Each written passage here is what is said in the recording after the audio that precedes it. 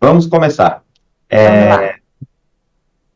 Obrigado a todos. Sejam sempre muito bem-vindos. A nosso grupo oscila bastante, né? Temos aí um total de, somando tudo, 150 associados. Tem reunião que a gente tem 30 associados, tem reunião que tem 5, mas todas as reuniões são importantes e a gente também grava.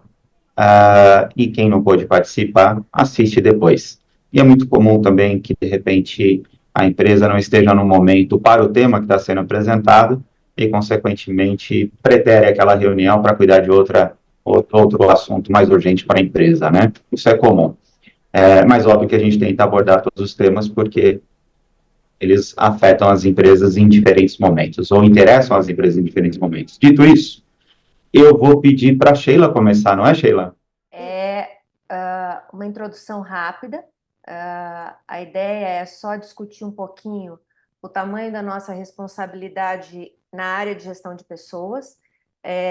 O que a gente, na verdade, tem dentro da realidade das organizações é uma necessidade de equilibrar um monte de prato dentro das áreas de recursos humanos.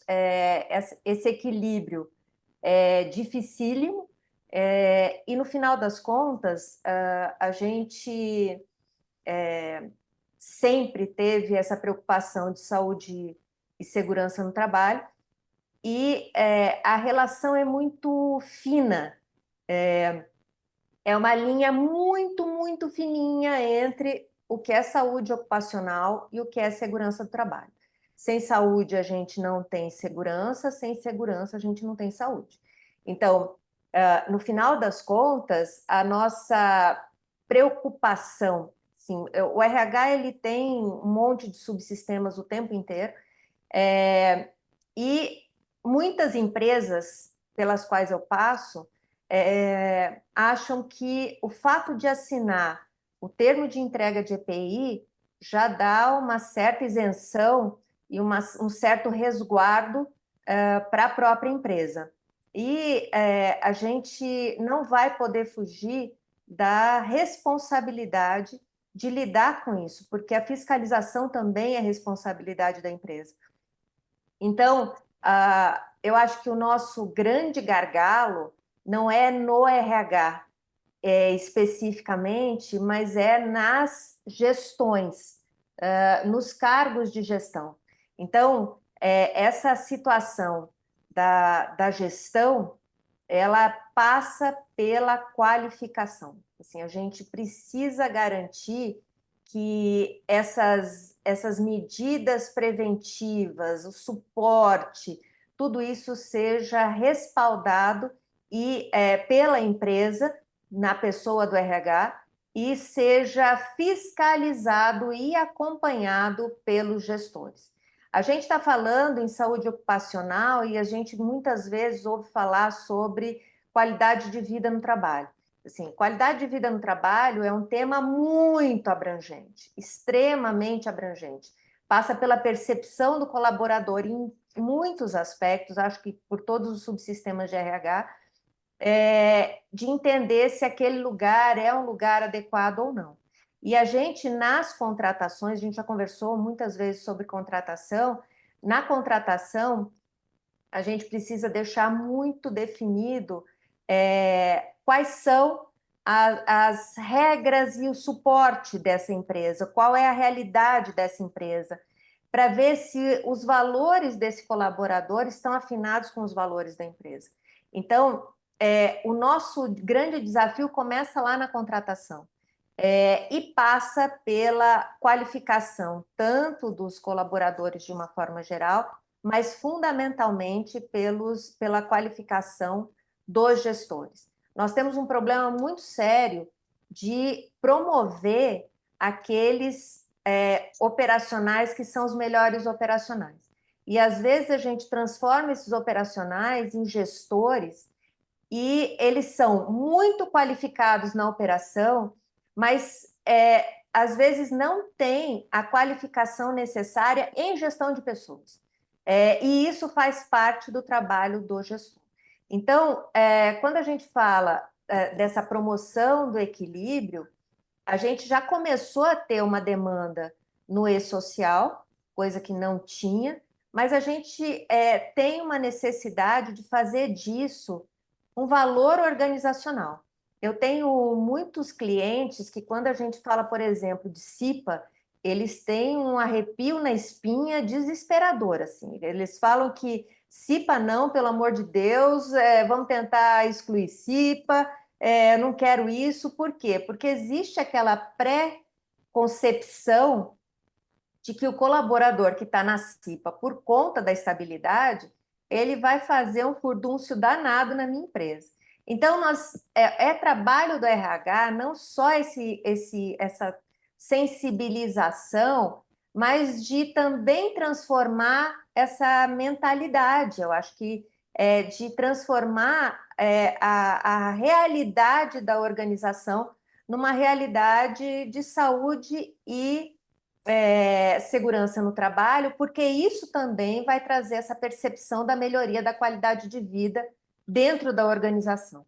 Então, a segurança do trabalho, eu estava outro dia conversando sobre isso num outro grupo que eu coordeno lá na Fiesp, que é do Coworking, e aí eu estava falando em 37 normas diferentes, e aí a pessoa da Fiesp que trabalha com isso, que cuida disso, a coordenadora, falou para mim, não, 38. Tem uma norma nova desde o mês passado. Então, é equilibrar prato mesmo, entendeu? A gente vai ter que olhar 38, logicamente, cada um dentro da sua aplicabilidade da empresa, mas são 38 normas diferentes, com a pecha de ter que lidar com o e-social. Ainda tem os sistemas que muitas vezes não se conversam. Então, é uma luta enorme, mas que, de alguma forma, a gente vai ter que lidar com ela. Doutor Eduardo, doutor Paulo, daqui a pouco vão falar um pouquinho sobre o reflexo disso na vida das empresas e o tamanho do risco que a gente tem. Então, essas são algumas das normas, opa, volta. A gente vai lidar com elas daqui a pouco, mas é importante, isso daqui eu já passei para vocês, a gente tem inúmeras apresentações, a gente precisa ter essa responsabilidade de gestão de pessoas na função gerencial. Eu acho que das empresas pelas quais eu passo, a grande maioria tem esse gap. O gestor é um técnico maravilhoso, às vezes a gente promove gestores que são operacionais sensacionais e transforma esses gestores em gestores não tão sensacionais assim. A gente perde um operacional sensacional e ganha um gestor muitas vezes sofrível. Então, o fato de trazer essa visão do que é gestão de pessoas, em primeiro lugar, é que é uma função gerencial. Se eu estou em qualquer lugar dentro da empresa, se eu sou líder de operação, se eu sou gerente, diretor, qualquer nível hierárquico de gestão, eu sou um gestor de pessoas. E isso cabe na necessidade de trazer a cooperação das pessoas. E a cooperação não é essa filosofia meio flores que muita gente traz em relação ao que é a atividade do RH, ou atividade de gestão de pessoas. A gente tem a obrigação de trazer essa cooperação explicando exatamente qual é a nossa realidade, quais são as normas organizacionais. Então, eu preciso ter um regulamento interno robusto, eu preciso ter um regulamento interno que se faça cumprir. E isso não é uma questão de causar terrorismo dentro da empresa. Não, é simplesmente fazer com que o regulamento interno seja cumprido. Por quê? Porque a empresa é maior do que todo mundo, inclusive maior do que os donos dela. E aí a regra, tem muitos donos de empresa que às vezes até tentam flexibilizar algumas ações junto com os colaboradores, mas a lei não permite isso. Então, eu não tenho espaço para fazer o que eu quero dentro da minha empresa. Não existe essa possibilidade. Então, a gente precisa trazer a cooperação das pessoas dentro daquilo que é norma organizacional, dentro daquilo que é parceria dos colaboradores com a empresa, porque isso é uma relação de mão dupla, mas essa organização tem que levar em conta os objetivos organizacionais. Os objetivos individuais, eles são necessários porque eu preciso respaldar esse colaborador, eu preciso amparar isso. Legalmente é obrigação da empresa. Cuidar da saúde física e mental do colaborador. Mas esses aspectos individuais, se eu, por exemplo, for perguntar para todo colaborador o que você quer, eu vou ter, vamos pensar numa empresa com 10 funcionários, 10 colaboradores, eu vou ter 10 necessidades diferentes. Se eu tiver 100, o troço fica muito maior. Se eu tiver 1.000, maior ainda. Então, no final das contas, o que prevalece é a organização. Então, por isso que eu falo tanto do processo de recrutamento e seleção. A gente vai ter que trazer pessoas que tenham afinidade com esse modelo. E a partir dessa afinidade, a gente começa a ter uma relação mais próxima. Por quê? Porque eles vão entender aquilo que a empresa faz como um respaldo efetivamente. E para terminar, bom, a gente tem que ter treinamento faz parte dessa obrigação, e a gente tem que ter isso aqui. Isso para mim também é uma questão fundamental. O colaborador tem que aprender a fazer. Então, treinamento para aprender a fazer. Ele tem que aprender a conhecer as regras da empresa. Eu costumo dizer que toda vez que a gente impõe uma regra, logicamente uma regra amparada legalmente, que seja respaldada também por regras que são legalmente necessárias, mas ele precisa conhecer essas regras, porque quando eu implanto isso e isso não é cumprido, eu estou institucionalizando a casa da mãe Joana. É basicamente isso. Assim, e ele tem que aprender a ser. Se eu sou gestor, é meu trabalho amparar esses colaboradores naquilo que a lei diz, na saúde física e mental deles. Então, o trabalho é ter conhecimento, e aí todo gestor tem que ter uma responsabilidade atrelada ao cargo. E quando a gente delega a responsabilidade, delega poder, eu estou delegando também qualificação, competência. É isso.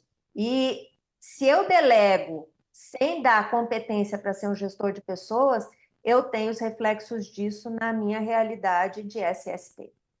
Então, é isso que eu queria falar. Eu acho que é só uma introdução para a gente saber o tamanho da nossa responsabilidade como gestores de pessoas, e a nossa responsabilidade também é de cima para baixo, entendeu? Precisa ter uma conscientização dos diretores, de quem toma a decisão estratégica, porque isso também faz parte do aspecto estratégico da organização. Alguma pergunta, algum comentário para eu passar a palavra? Não? Doutor Eduardo, acho que é com o senhor. Obrigada, gente. Obrigado, Sheila. Fantástico. Imagina, Sheila. Um resumo intenso em 15 minutos, mas muito completo, né? É o que eu poderia dizer, né? É um recado sobre coisas que a gente muitas vezes sabe, mas acaba, verdade seja dita, a palavra é negligenciando o exercício, né? Então, um lembrete muito forte, muito bom aqui, na minha opinião. E, doutor Paulo, desculpa, eu te interrompi só para agradecer e comentar aqui a apresentação da Sheila, mas a palavra está contigo. Doutor Eduardo, perdão. Falei, doutor Paulo. Problemas. Tem problemas, Paulo agradeço também, fica à vontade, até Paulo, para participar aí a hora que for, não tá? tem dúvida. Vocês são os coordenadores. Sem dúvida, sem dúvida. Vou até pedir para a Sheila depois compartilhar essa apresentação, tenho muito interesse. Muito interesse, ela foi objetiva e exaustiva, né?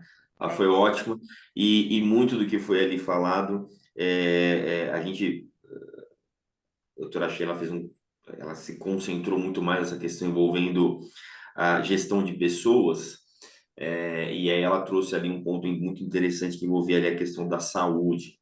E aí, isso reverbera em outros pontos, né, em diversos outros pontos, não apenas, né, rotatividade da empresa, qualidade, manutenção da qualidade do serviço e outros mais, mas reflexos previdenciários, reflexos tributários, que é o que eu vou acabar mencionando aqui, que envolvem o FAP. Então, vou aqui iniciar aqui a apresentação. Acredito que todo mundo já está vendo a tela, né? Estamos sim. Perfeito. Então, deixa eu pensar aqui. Bom, por que que esse tema aqui ele é um tema propício, interessante e principalmente por conta do momento, né? FAP, o que que é o... Opa, só um minuto. O FAP, o que é o FAP? O FAP ele é um fator multiplicador, né? Por uma questão de exigência da legislação, as empresas têm que recolher ali o SAT e RAT, que deriva ali das suas atividades, dos seus quinais, pode ser 1, 2 ou 3%, e sobre esses números, né, esses percentuais, tem ali um fator multiplicador, que é o FAP, que vai de 0,5, né, de meio a 2. Então, no final das contas, a partir do FAP, que é identificado ali no estabelecimento da empresa, o resultado final é ou dobrar, aliás, ou não, né? O resultado final ele varia, tendo ali um bônus, né, que pode reduzir o seu FAP, o seu RAT e SAT a recolher pela metade, ou dobrá-lo. É uma variação bem representativa.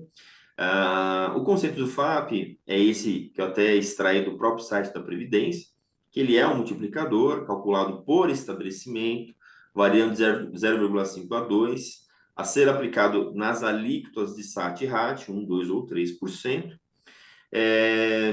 e isso é avaliado ali pela subclasse econômica da empresa. Esse valor ele é incidente sobre a folha de salários das empresas e eles custeiam, né, a finalidade deles custear as aposentadorias especiais e os benefícios decorrentes dos acidentes de trabalho. O FAP ele é um índice que varia anualmente e ele é calculado sempre considerando o histórico dos últimos 2 anos, esse histórico de acidentes e de registros acidentários.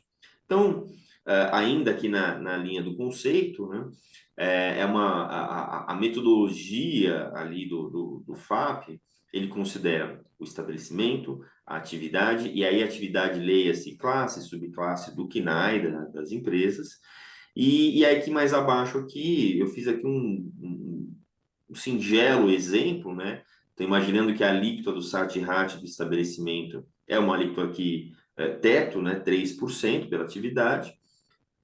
Naquele ano, o índice que foi observado para a empresa é um índice de 1,5. Então, aí é uma conta muito simples, né? Entre o FAP e o SAT, o RAT, que aí, no final das contas, o valor a ser recolhido pelaquela empresa será de 4,5%. E o contrário também é verdadeiro, né? Então, imaginando aqui que a alíquota de SAT e RAT do estabelecimento seja de 3%, mas o índice que foi verificado naquele ano foi um índice de 0,5. Então, no final do dia, né, no final das contas, a empresa vai acabar pagando um SAT de apenas metade, de apenas 1,5%. Então, aqui ainda muito conceitual. O que é importante mencionar? Desde 30 de setembro agora de 23, o FAP 2025 já está disponível para as empresas. A consulta é feita pelo Gov, e aqui eu até destaquei aqui em vermelho, não sei se todo mundo consegue ver aqui, estou circulando com o mouse, o site da Previdência, onde você consegue acessar e consultar. Bom, por que que isso é muito representativo? Porque, em razão da divulgação desde 30/9, dessa disponibilização do FAP 2025, iniciou melhor dizendo, né, vai iniciar no período entre 1 e 30 do 11 o prazo para que as empresas possam contestar esse índice. Então, não sendo suficiente, não apenas a indicação ali do FAP 2025, as empresas elas podem contestar isso. Essa contestação ela é feita de uma maneira individualizada, né? Ou seja, você vai contestar cada um dos eventos que fizeram com que influenciasse o seu FAP, assim também analisar o próprio índice, né? O que é esse índice? Esse índice é um ranking, na verdade, né? Então, a partir das avaliações que são feitas das empresas do setor, da subclasse do KNAI, feito não é exatamente esse o termo, né? Mas é muito tranquilo dizer que é feita uma comparação. Então, por exemplo, né? Imaginando que para determinado segmento, né? A partir daquela subclasse de KNAI, foi identificado que a grande maioria das empresas elas têm ali um FAP de 1%, né? E o seu FAP foi de 1,5%. Então, dentre as possibilidades que você tem de discussão, esse é um deles. Então, é feito, sim, de modo objetivo, né?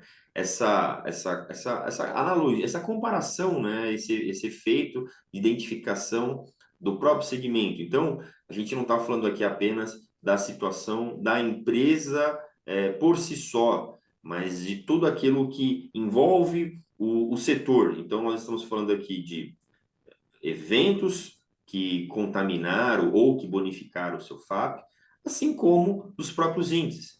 Então, da mesma forma que eu mencionei aqui de um índice mais geral do setor, que seria ali de 1, por exemplo, a partir da análise que é verificada no estabelecimento da sua empresa, em comparação com o setor, também pode haver ali uma bonificação, né? Identificando ali que, no final das contas, embora a sua empresa vai recolher vai ter o seu fator em 0,5. Então, isso é um ponto muito interessante. Bom, da decisão da contestação do FAP, é possível ainda o ingresso de um recurso do prazo de 30 dias da ciência dessa decisão. O que é importante aqui deixar salientar? Tanto a contestação do FAP quanto o próprio recurso, eles não terão efeito suspensivo. O que isso significa? Você faz a sua consulta, a sua empresa faz a consulta lá no FAP, no sistema da Previdência, você discorda daquele FAP e você vai ingressar com um recurso. Enquanto tiver um recurso, uma contestação, enfim, uma defesa, né? Falar de uma maneira mais ampla.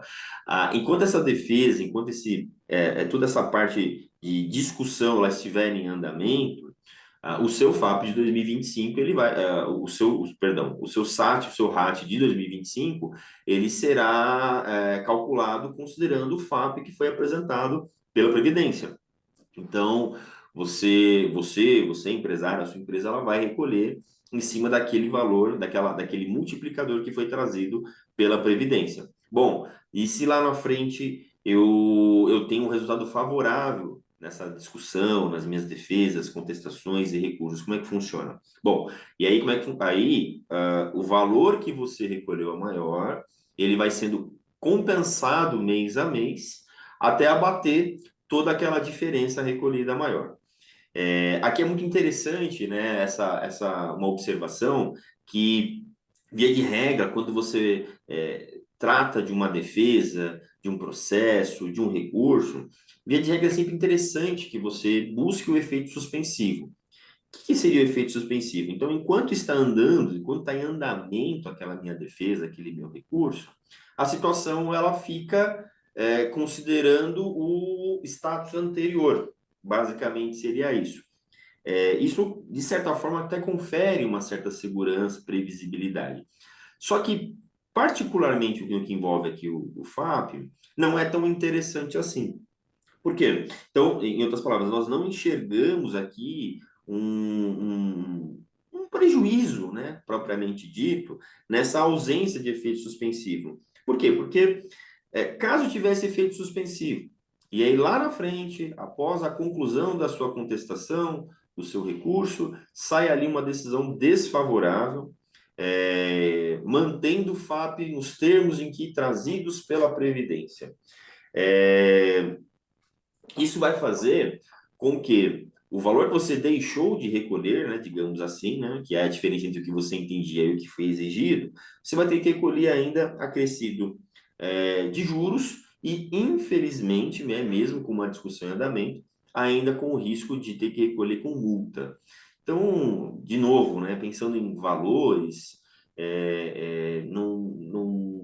nós não enxergamos, né, óbvio, né, respeitando entendimentos diversos, a gente não entende que efetivamente há um prejuízo nessa ausência de efeito suspensivo.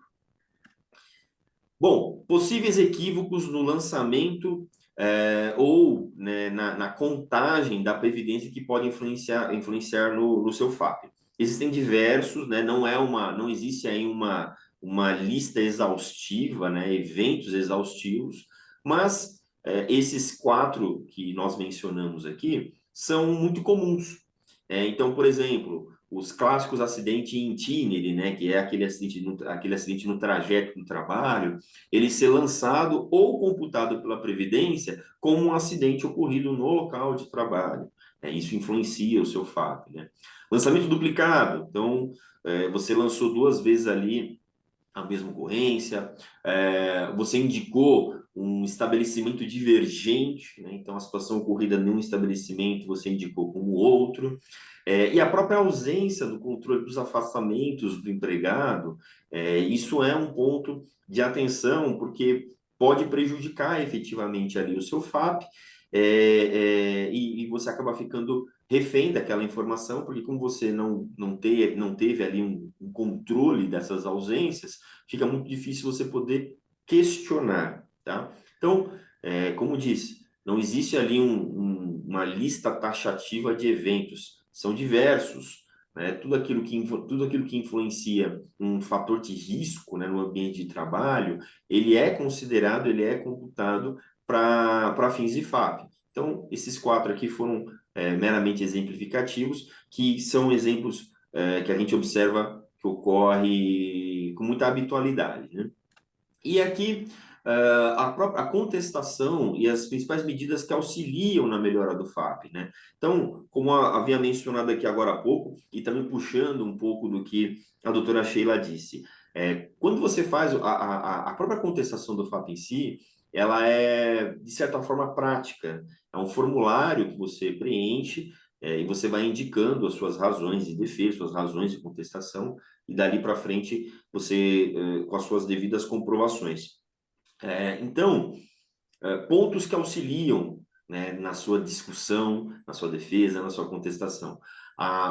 Primeiro deles, o controle e a manutenção de laudos de segurança, primeiro e segundo, né, laudos de segurança e laudos de saúde ocupacional atualizados. Isso, né, não apenas para fins de FAP, mas demonstra uma própria preocupação da empresa com o ambiente de trabalho, com a segurança do ambiente de trabalho e com a saúde dos seus funcionários, dos seus colaboradores. Não apenas no sentido de laudar essas informações, mas a própria garantia de que isso esteja, aquilo que foi identificado, seja efetivamente sendo posto em prática. E aí, a partir disso, né, a sua própria gestão do fator. Então, a partir das situações que ocorrem no seu estabelecimento, das situações que ocorrem no próprio segmento que você atua ali na sua subclasse de KNAI, e de todo o controle que você faz com relação à saúde ocupacional e segurança, você consegue, obviamente também não é algo tão simplório, mas é possível você fazer uma gestão do seu próprio fator, né?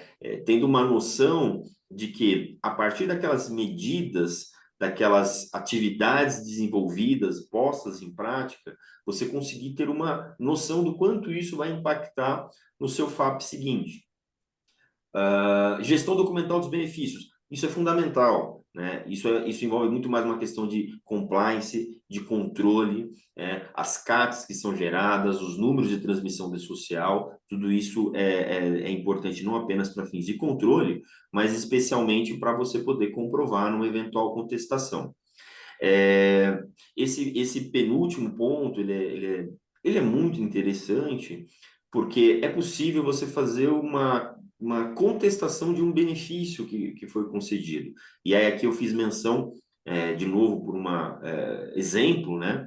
O evento B91, né? Que é o auxílio-doença por acidente de trabalho, né? O auxílio-doença acidentário. O que acontece? Muitas vezes, né? Então, assim, por exemplo, né? No que havia mencionado ali, aquele acidente no trajeto, né? O acidente itinerante, eventualmente isso foi considerado pela Previdência, ou até mesmo um lançamento equivocado, como um acidente ocorrido no ambiente de trabalho. E aí tem essa classificação B91. Você pode contestar esse benefício, né? Você pode se valer das medidas para que, no final, aquele benefício ele não seja considerado como um benefício em decorrência de um acidente ocorrido no ambiente de trabalho, e sim um benefício ocorrido, na verdade, assim, a palavra seria auxílio-doença previdenciário, né? Porque por mais que tenha ocorrido e tenha sido identificado um acidente, por não ter sido dentro do ambiente de trabalho, ele é um auxílio-doença previdenciário de custeio exclusivamente da Previdência e não da empresa. Então, aqui nesse exemplo aqui que a gente menciona, você faria ali uma conversão de um auxílio B91, que é esse primeiro que eu mencionei, para o B31, que é esse auxílio-doença previdenciário. E por que isso é muito importante, tá? Essa questão aqui da contestação dos benefícios concedidos, ele influencia não apenas no FAP, mas na obrigação do empregador com relação aos recolhimentos de fundo de garantia, na própria estabilidade que deve ser concedida ali ao trabalhador afastado e outros mais. É que aqui a gente só concentramos aqui no que se envolve ao FAP. E por fim, por que é importante a contestação, né? Muitas vezes as empresas entendem uma questão estratégica, ou até mesmo, talvez, por não considerar o quão grave é isso envolvendo o FAP.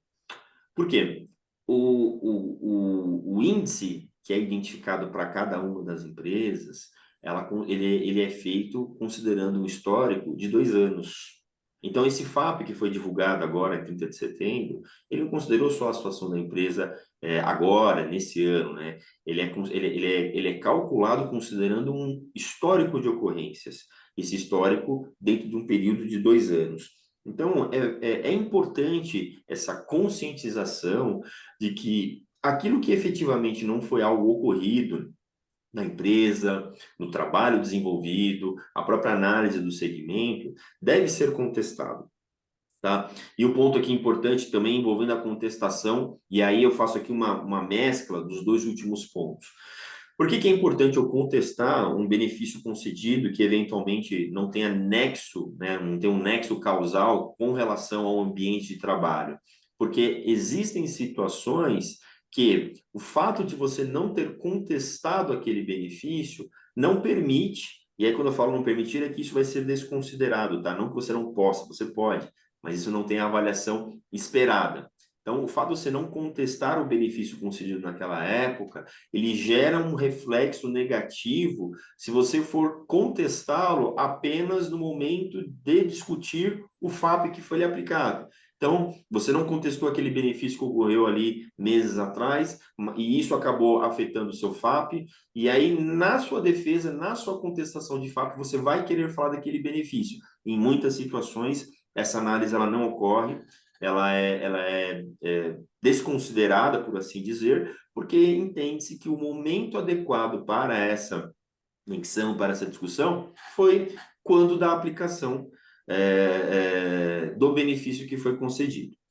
Esses aqui, meus caros, aqui já encerrando também para não se estender muito, É significativo esses pontos aqui, e isso tudo trazendo sobre uma perspectiva administrativa, tá? Então, muitas empresas nos questionam, falam, tá, é possível levar isso para uma via judicial? Sem dúvida nenhuma que é possível. Só que, de toda forma, muito do que você pode levar ao judicial, você pode resolver no administrativo, que de uma forma ou de outra é uma instância com uma qualidade técnica específica, né, diferentemente do judicial, que muitas vezes você fica ali refém de um laudo pericial, e que infelizmente nem sempre aquele perito, né, embora seja um perito especializado em assistência do trabalho, não é um perito que conhece ali as peculiaridades do seu segmento, do seu setor. Tudo aquilo que você discute no administrativo, via de regra, você consegue levar isso para a via judicial. Só que a possibilidade de se discutir administrativamente, ela não pode ser descartada, né? Até mesmo porque, num exaurimento da esfera administrativa, você pode levar para o judicial da mesma forma. Então, embora a gente tenha aqui seguido uma perspectiva muito mais em âmbito administrativo, na esfera judicial não seria diferente, muito embora, como eu disse, essa expertise técnica, naturalmente a gente observa muito mais na esfera administrativa. Então, se alguém tiver alguma dúvida, que fico aqui integralmente à disposição. Sheila, vi que ela levantou a mão. E agradeço. São pequenos pontos de contribuição aí que esperamos que auxiliem aí nas defesas, nos trabalhos que devem ocorrer aí a partir de 1º de novembro, né? Oi, Sheila, pois não? Na verdade, não é uma dúvida. Eu queria fazer uma ponderação que é o seguinte: toda vez que eu entro nas empresas, existem coisas muito básicas que podem afetar essas questões aí que você está falando. Então, esse acidente in itinere, a gente observa que coisas simples como atualizar o cadastro do colaborador dentro da empresa, o endereço do colaborador, não são feitas. Então, eu vou dar uma ajeitada, porque assim, ele se acidentou, ele mudou de endereço, se acidentou no caminho da casa, eu tenho um outro endereço informado, eu não tenho como fazer essa comprovação, eu boto o acidente para dentro da empresa. Então, tem casos que com pequenas situações eu já consigo resolver. Eu acho que se eu tiver um regulamento interno com prazo para entrega de atestado, por exemplo, de 24 horas, 48 horas, que o gestor fique atento, por exemplo, o colaborador não veio, às vezes, porque o RH vai ver pelo ponto, mas às vezes até de tentar achar um canal de comunicação dentro do regulamento está escrito que se ele não pôde vir, alguém ou ele tem que informar a empresa que ele está com um problema de saúde, que o atestado vai ser entregue, tem que ser entregue num prazo X, e o RH fiscalizar isso, eu já tenho um bom suporte para poder fazer esse tipo de trabalho. Tem muitos lugares que eu vejo que o colaborador nem sabe para quem ele vai ter que entregar, se é para o chefe, se é para o RH, não está claro isso. Então, às vezes a gente organizando pequenas coisas já resolve muito daquilo que eu vou ter que arcar, por exemplo, no fator do FAT. Sem dúvida. Sem dúvida. Até nos slides que que nós apresentamos aqui, e até em algumas pesquisas que eu fui observando, tirando o que envolve o próprio segmento como um todo, que é isso até não demanda ali um controle nosso, uma gestão nossa, mas grande parte dos problemas que sendo identificados são problemas da gestão documental, gestão de informações. Então, é um lançamento que foi feito de maneira equivocada, uma consideração, digamos assim, né? Uma situação foi interpretada como outra e foi lançada dessa forma, a falta de observância de como que a Previdência enxergou, se aquele benefício que foi concedido, se realmente teve relação com o ambiente de trabalho. Então, muito do que influencia ali o FAP no final das contas, ela pode ser resolvida ou gerida, né? Porque muitas vezes a gente está falando aqui de contestar o FAP, contestar, tem que fazer defesa, recurso, etc. e tal, mas muitas vezes a empresa ela já tem ciência já do que ela aguarda, do que ela espera, porque ela já possui todo esse controle, né? E aí ela vai acabar tendo que se defender, se for o caso, de uma situação ali totalmente atípica. Então, sem dúvida nenhuma que pequenos gestos e medidas de controle, isso auxilia e muito tanto na ciência, uma previsibilidade, quanto numa eventual defesa, né? É isso. Agora, devolvo a palavra para o nosso querido presidente e sempre à disposição aqui de qualquer um que queira complementar, perguntar, seguimos. Como o presidente não está, eu vou falar por ele, o Reinaldo. Paulão, você quer Opa. Bom, do ponto participar de aí? vista sindical, não tenho o que falar, até porque a matéria não pode ser tratada, essa matéria, em convenção coletiva de trabalho, né? Não existe essa possibilidade, né? Além da gente estar sabendo que hoje o legislado o negociado pode prevalecer sobre o legislado, mas, né, quanto a essa matéria, não, né? Haveria uma vedação aí, tá? Agora, o que eu gostaria de salientar, e eu acho que é importante, é que essa contestação do fato, ela deve ser bem embasada, né? E embasada em quê? Na documentação, né? Na documentação que a empresa deve manter, né? Sobre os seus programas de prevenção de acidentes de trabalho, né? Mantendo eles em dias, com os exames médicos, PCMSO, riscos ambientais, laudos e condições de trabalho, e além de ter a CIPA, né, com suas obrigações atualizadas. Então, essa gestão documental, né, que é muito importante e que vai embasar essa contestação do FAP, né, eu lembro, né, e quero deixar registrado, é trabalhoso, mas principalmente nesse momento eu acho que é muito importante ter esse trabalho atualizadíssimo. Por quê? Nós sabemos que os sindicatos profissionais estão o quê? Ajuizando ações de insalubridade contra várias empresas, né? E todo esse trabalho, toda essa documentação em dia será de suma importância na hora que as empresas forem se defender, né? E, né, evita aquela correria, evita a correção de falhas, né? E, ao mesmo tempo, vão estar utilizando nesse momento aí, se forem contestar o fato. Se não forem contestar o fato, procurem rever toda essa documentação, né? Porque você pode não contestar o fato, mas receber uma notificação de uma audiência, né, da Justiça do Trabalho, né, para ter que se defender contra uma eventual ação que os sindicatos profissionais possam propor contra as empresas aí, né? Principalmente nessa questão da insalubridade, todo esse trabalho vai ser muito importante para a defesa da empresa. E isso pode resultar numa defesa, né? Numa eventual não condenação da empresa e, consequentemente, aí, né? Uma economia muito grande aí para as empresas, tá? Então, é isso que eu gostaria de aproveitar essa oportunidade, que a gente estava falando aí dessa questão da insalubridade, né?